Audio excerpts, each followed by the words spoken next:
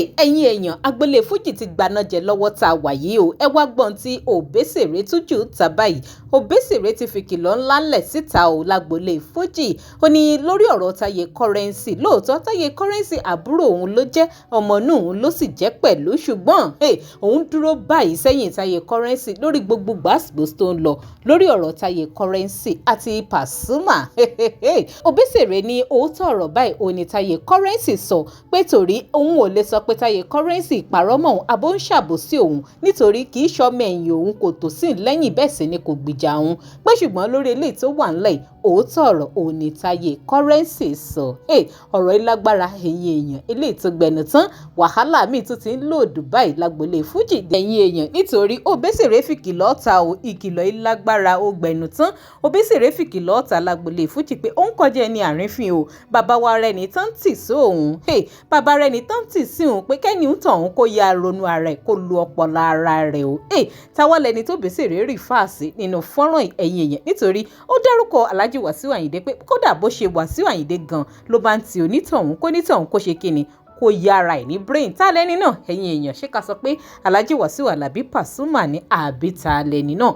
Ẹ jẹ́ àjíjọ wo fọ́nrán ìkàjọ̀gbọ́n gbogbo tí Obesere tó tún kalẹ̀ lọ́tẹ̀ yìí kéde máa bá mi fèrò tiyín sí comment bẹ́ẹ̀ bá ṣe wà ń láǹfààní láti máa darapọ̀ mọ́ mi lórí ìkànnì DIGINAIJA television. Ẹ máa bá mi follow DIGINAIJA online tv lórí Facebook. Ẹ rí link tó máa gbé yín lórí Facebook page wa lábẹ́ fídíò yìí. Lórí YouTube ẹ máa bá mi subscribe, ẹ máa like, ẹ máa bá mi share fídíò. Ó yá ẹ jẹ́ àgbọ̀n tí Obesere sọ.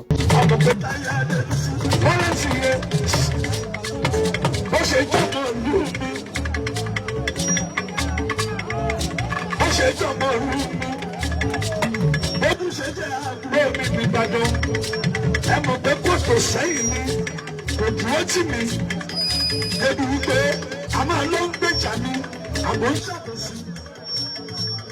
Òótọ́ ọ̀rọ̀ ló bá sọ já lórúkọ rẹ̀ sí mi àpẹ̀sì ọ̀dà mi. Ẹ má fọwọ́ ọwọ́ mọ́ àkùndé débi kì í ṣe bẹ́ẹ̀ ni.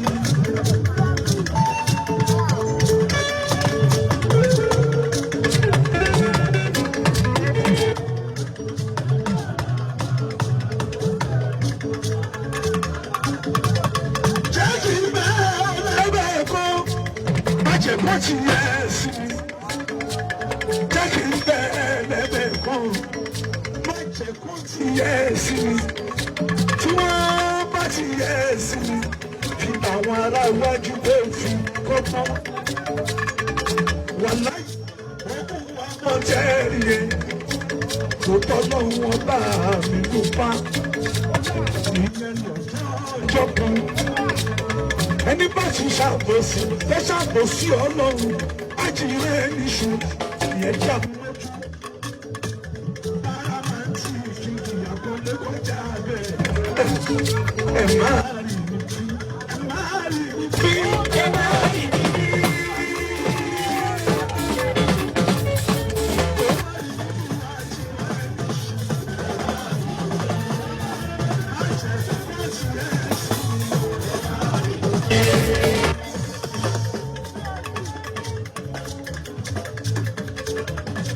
Mo lè jẹ́ Alhaji Ayinde níjọ ẹwà sí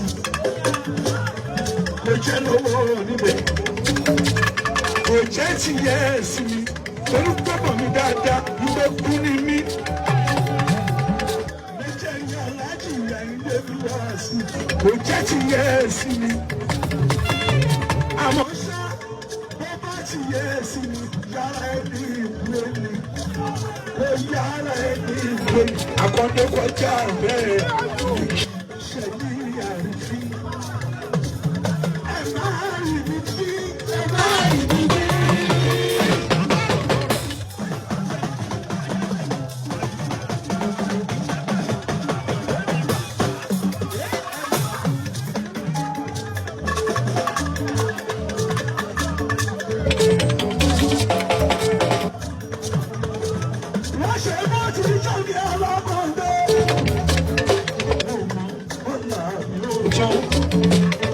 Ọlá tó kù lẹ́yìn rẹpẹtẹ. Àkànjú ọlá ìyapa.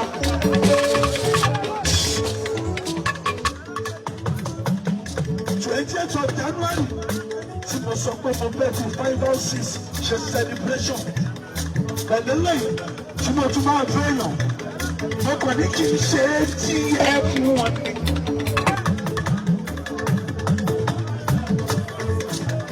díẹ̀ ni mo ṣe alamati náà mo sì kí ìbẹ̀rù lójó. gbogbo àwọn olólùfẹ́ mi ẹbí ìbọ̀dì ló mọ́ mi. bẹ́ẹ̀ mi ò kí ń yájú sẹ́ni ìbọ̀dì. àtọmọdé ó pẹ́ lágbà. mo máa ń pọ́nlé. àmẹ́ni bá lọ́ọ́rí mi fi tí o fi tọ́lọ́run ṣe lára tèmi àkọ́bẹ́ olóògbòjò. ẹ máa rí mi fi. ẹ máa rí mi fi.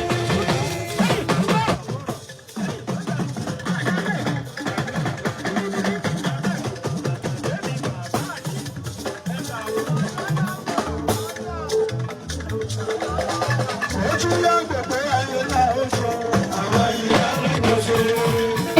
ẹ̀yin èèyàn ẹ rí i pé ọ̀rọ̀ ilẹ̀ ti kẹ́ ó lágbára ó gbẹnu tán báyìí Obesere fárígà Obesere ti yarí pátápátá ó ní kẹ́nikẹ́ni má jẹ́ kí wọ́n tì ń sí òun Obesere nítorí ó ń kọjá ẹni àrífín lágbolé Fuji ọ̀rọ̀ yìí wá dójú ẹ̀ pátápátá ọ̀rọ̀ tó ń lọ lágbolé Fuji lọ́wọ́ ìta la yanjú ẹ̀ ẹ̀yin èèyàn ẹ máa bá mi jù opinion ti yín lórí ọ̀rọ̀ yìí sí kọ́mẹ́ǹtì àti pé ṣé Alhaji Wasiu Alabi Pasuma ó ní okò ọ̀rọ̀ Obesere tún báwí nínú fọ́nrán àbí ta ni nítorí Taye Currency àti Paso náà ní gbàgbọ́sí ń lọ láàrin wọn tẹ́lẹ̀tẹ́lẹ̀ ẹ máa bá mi jèrò ti yín sí kọ́mẹ́ǹtì ẹ má gbàgbé láti máa bá mi follow DIGINAIJA online TV lórí Facebook lórí YouTube ẹ máa bá mi subscribe ẹ máa like ẹ máa bá mi share fídíò yìí ká tó pàdé láyé àtàláfíà ẹ ṣeun tẹ́ ẹ̀ darapọ̀ mọ́ mi tẹ́ ẹ̀ ń gbọ́ mi ní gbogbo ìgbà.